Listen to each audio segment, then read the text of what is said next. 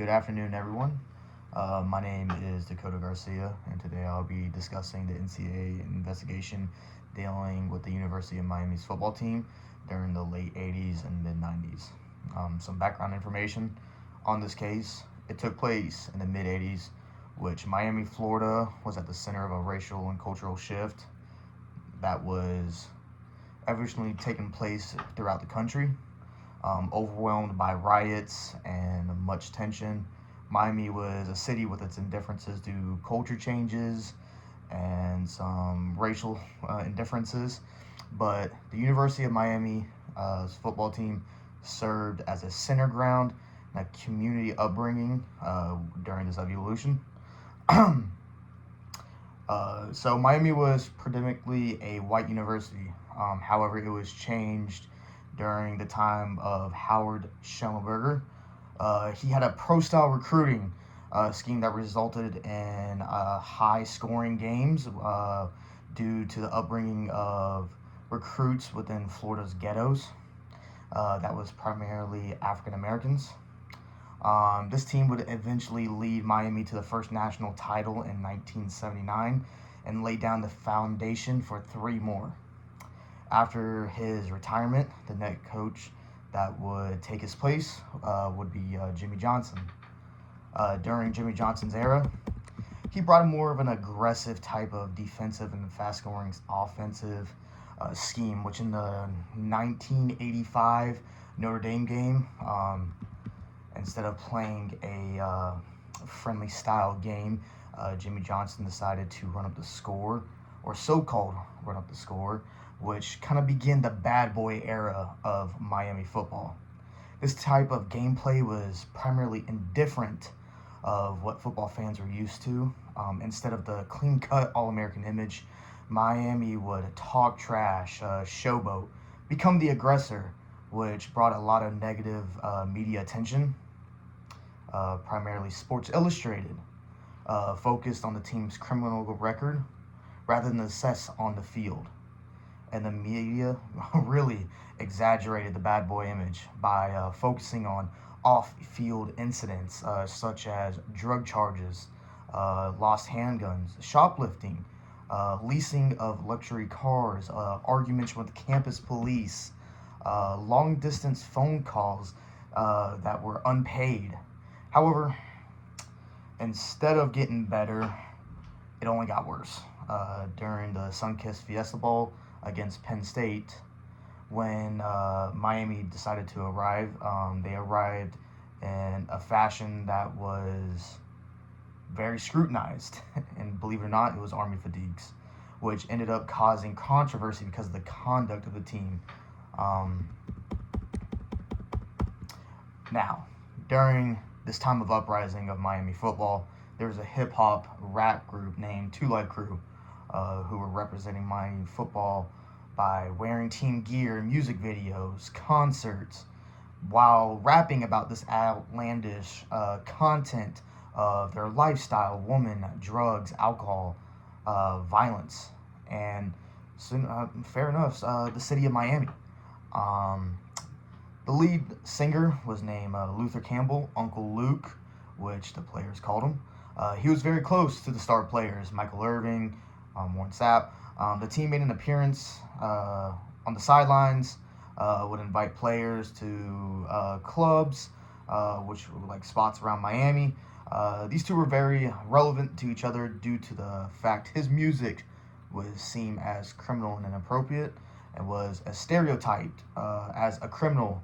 But like Miami, his music was very successful during that time. With all these antics and misconduct, the NCAA began an investigation within the team's program in 1994 after the fourth national title win, believe it or not.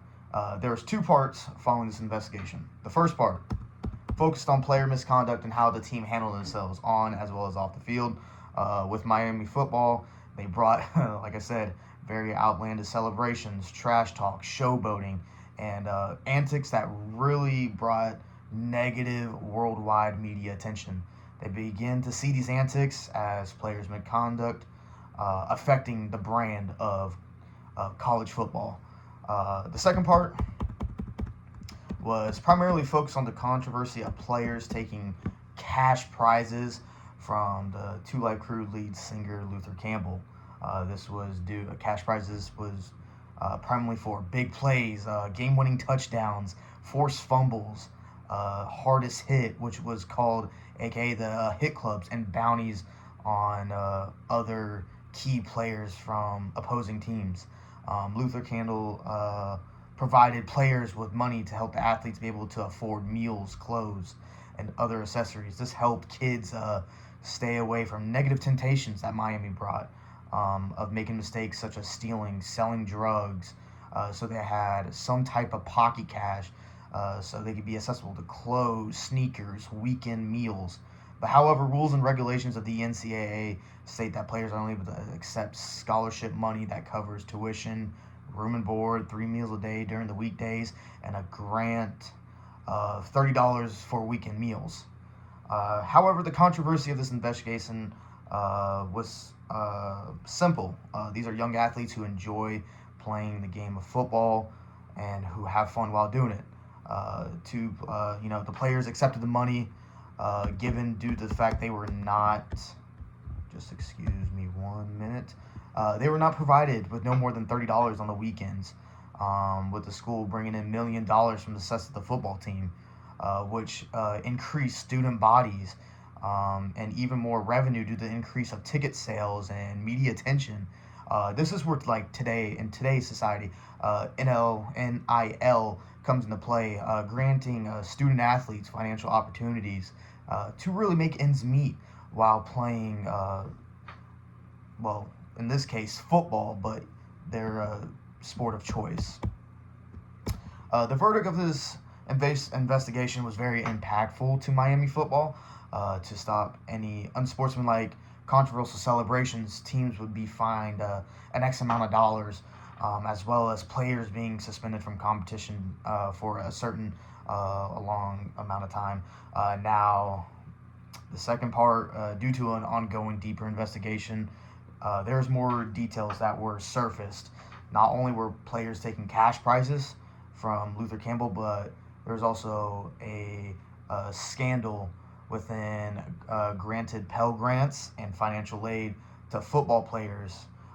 There was an X amount of $1 million stolen from the government.